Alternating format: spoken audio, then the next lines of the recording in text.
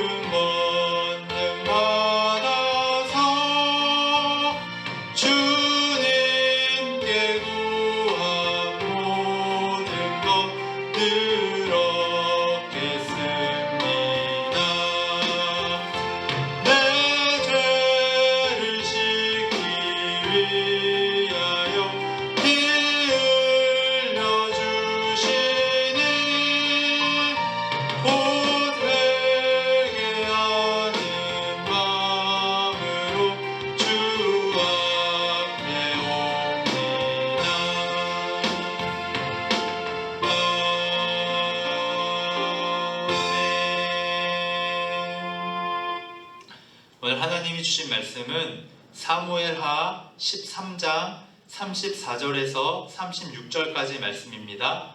사무엘하 13장 34절에서 36절까지 말씀입니다.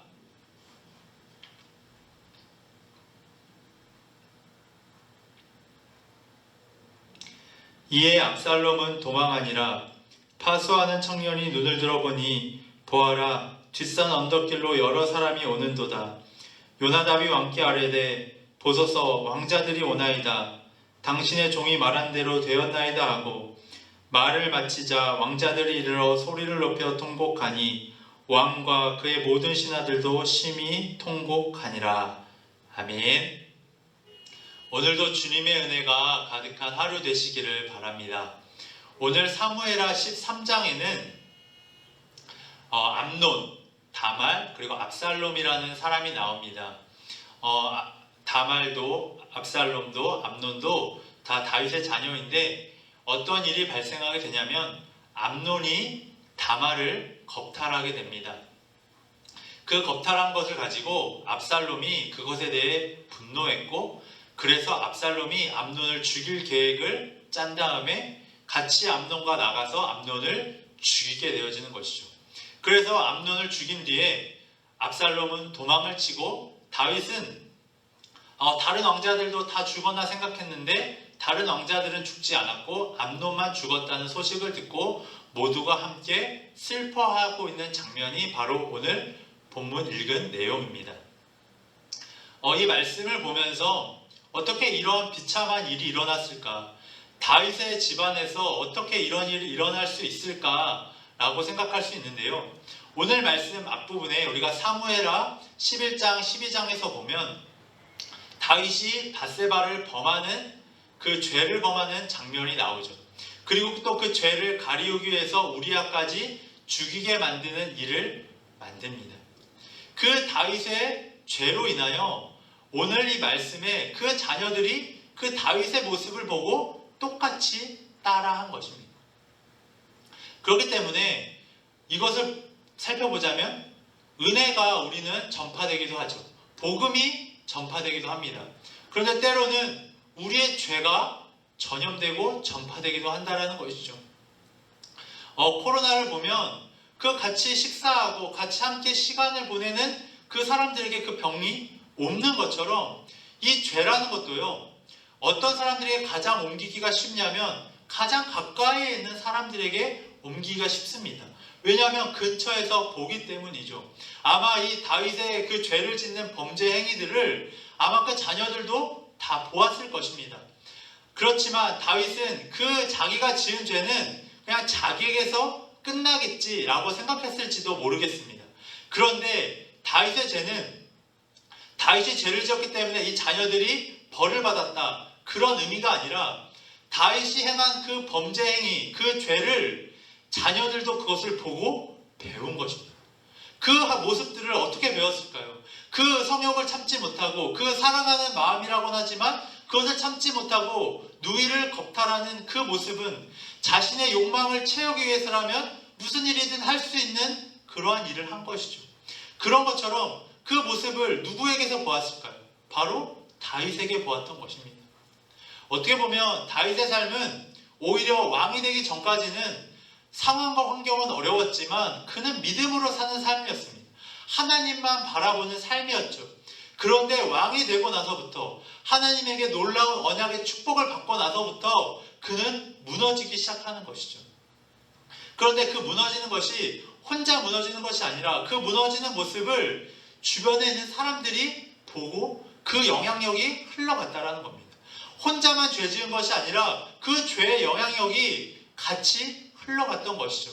그래서 그 자녀들까지도 그 죄를 범하게 되고 다윗의 집안이 많이 무너지는 모습을 보게 되어지는 것입니다. 그렇기 때문에 죄를 짓는 것이요, 나 혼자만의 문제로 끝나지 않는다라는 것입니다.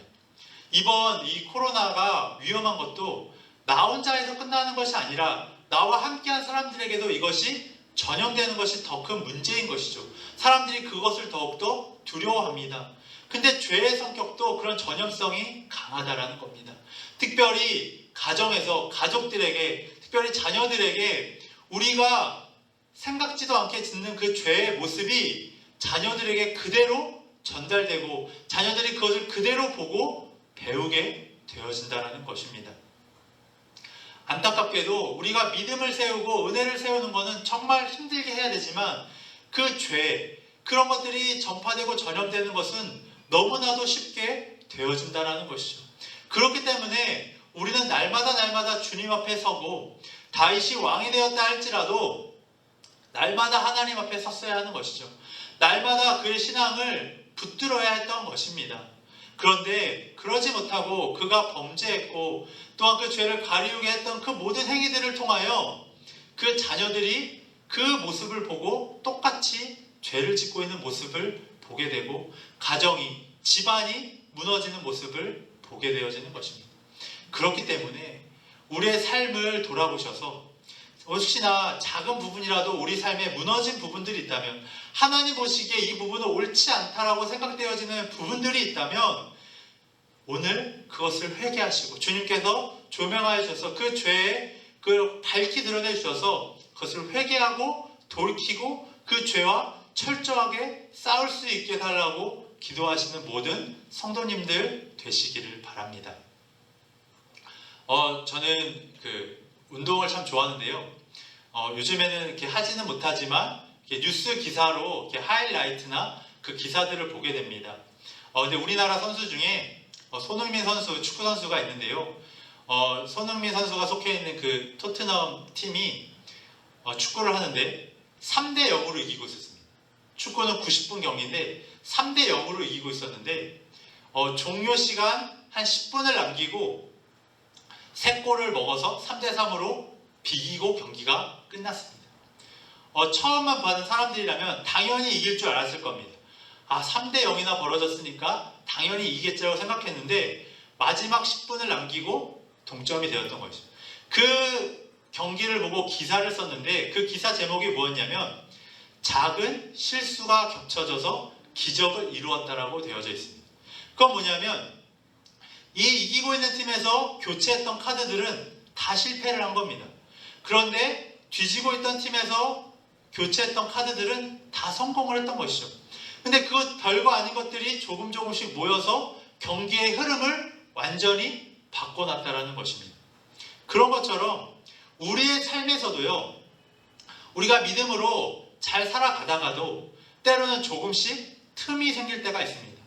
작은 실수들, 작은 죄들, 그런 것들이 우리에게 생기기 마련이죠. 그런데 그것을 그냥 방치하고 그냥 내버려 두게 되면요, 그것은 나중에 우리가 감당하지 못할 정도로 커져버릴 수가 있다는 것입니다. 그게 죄의 무서움인 것이죠. 그렇기 때문에 그렇게 죄가 커지고 나서 그 죄가 우리가 이제 그 죄를 제어할 수 없는 자리까지 오게 되면 우리는 범죄하게 되고 그 범죄한 것이 우리 주변 사람들에게 전파될 수도 있다는 것입니다. 그렇기 때문에 오늘 이 말씀을 보시면서 단순히 죄 지었기 때문에 이 사람들은 나쁜 사람들이고 하나님 앞에 신실하지 못한 사람들이었다, 이렇게 우리가 치부하는 것이 아니라 이러한 잘못이 어디서부터 과연 시작되었던 것일까? 그렇게 보면 작은 실수를 용납한 겁니다. 작은 실수라는 건 작은 죄를 용납하기 시작했을 때, 우리가 작은 죄악들, 삶에서 그냥 이 죄들을 그냥 방치하기 시작했을 때 그 죄가 조금씩 커져서 나중에는 우리가 제어할 수 없을 정도로 우리의 삶을 제어하게 되어져 버렸다는 것이죠. 그렇게 되면 그 죄는 우리를 통해서 퍼져나가게 되어 있는 것이죠. 그런 것처럼 오늘 하루 이 말씀을 보시면서 기도하실 때에는 하나님, 나의 삶에서 혹시 하나님 보시기에 옳지 않은 것, 하나님 보시기에 죄라고 여겨지는 것들이 있다면 작은 것이라도 보여주십시오. 그리고 내가 그 죄를 방치하지 말게 하시고 그 죄를 회개하게 하여 주시옵소서. 주님 앞에 자복하고 회개하는 마음으로 나아가게 하여 주시고 그 죄와 철저하게 싸우게 하여 주시옵소서. 그래서 그 죄가 사라지게 하여 주시고 그 죄가 나를 통해서 전파되지 않도록, 그 죄 짓는 모습을 통해서 내 주변 사람들에게 그 죄가 전염되지 않을 수 있도록 인도해 달라고 기도하시며 나아가시는 모든 성도님들 되시기를 바랍니다. 함께 기도하시면서 나아가시도록 하겠습니다. 주님, 오늘 하루도 말씀을 허락해 주신 것 감사합니다. 하나님, 우리가 말씀을 보면서 아버지 우리의 삶을 돌아보게 하여 주시고 우리가 우리의 삶 속에서 방치해 두었던 죄는 없는지, 아버지 우리가 하나님 보시기에 옳지 못했던 것들을 방치해 두고 있지는 않았는지 돌아보게 하여 주시고 작은 죄까지도 주님 앞에 회개하게 하여 주시고 정말 죄에 대해서 철저하게 싸울 수 있도록 아버지 인도하여 주옵소서. 주님의 은혜를 구하고 주님께 회개하며 돌이키게 하여 주셔서 우리가 정말 죄 짓지 않게 하여 주시고 우리가 죄의 근원지가 되지 않을 수 있도록 주님 붙들어 주셔서 날마다 우리가 정결하고 깨끗하게 살아갈 수 있도록 주님 인도하여 주시옵소서. 주님 함께 하시고 인도해 주실 믿사오며 이 모든 말씀 예수 그리스도의 이름으로 기도드렸습니다. 아멘.